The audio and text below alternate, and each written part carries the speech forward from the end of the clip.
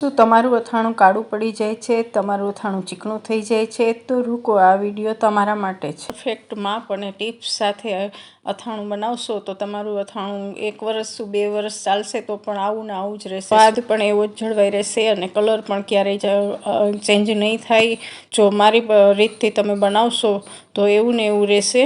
તમે ખાશો ત્યાં સુધી યાદ કરશો કે ના, અથાણું તો ગોળ કેરીનું આ જ રીતે જ બનાવાય.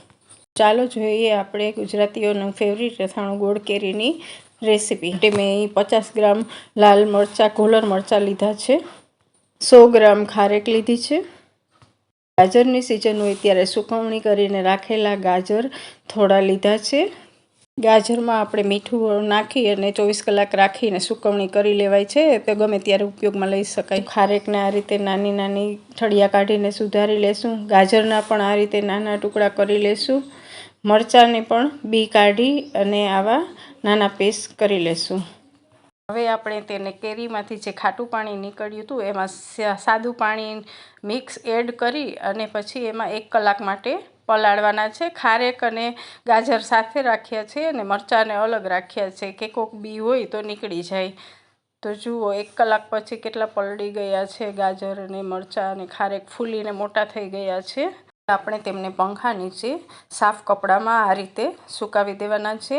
1 કલાકમાં એટલા સુકાઈને તૈયાર થઈ જશે. ઉપરનું પાણી કોરું થઈ જાય એટલે આપણે સુકવવાના છે.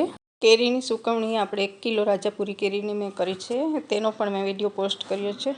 કેરીનો મસાલો કેવી રીતે બનાવવો તેની રીત એકની ગોળ કેરી પ્લેલિસ્ટ બનાવી છે, તેમાં મળી રહેશે તમને. ગોળ કેરી બનાવવાની બધી સામગ્રી તૈયાર છે. તો ચાલો આપણે મિક્સ કરી લઈશું. મોટા તપેલામાં આપણે પહેલાં ગોળ કેરીનો મસાલો લેશું. કેરી બનાવવા માટે હંમેશા કોલ્હાપુરી ગોળનો જ ઉપયોગ કરવો. ઝીણો સમારીને કોલ્હાપુરી ગોળ લીધો છે તે એડ કરશું. હવે તેમાં 50 ml ગરમ કરીને ઠંડુ કરેલું સિંગ તેલ એડ કરશું. પછી મસાલાને મિક્સ કરી લઈશું. ત્યારબાદ તેમાં આપણે સુકવેલી કેરી છે એ એડ કરશું. ખારેક નાખશું, ગાજર, લાલ મરચાં.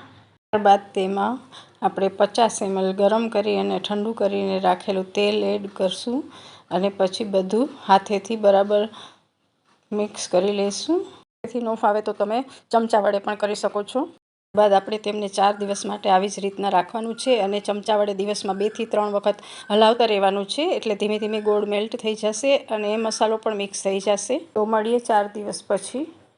ફ્રેન્ડ, 4 દિવસ પછી કેટલું ગોળ અને મસાલો મિક્સ થઈ ગયા છે. મેં એ મસાલો મારા ઘરમાં વધારે ખવાય છે એટલે ગોળ અને મસાલો બે વધુ નાખ્યા છે. ફ્રેન્ડ, જોતાં જ મોઢામાં પાણી આવી જાય એવી બની છે ને આપણી ગોળ કેરી.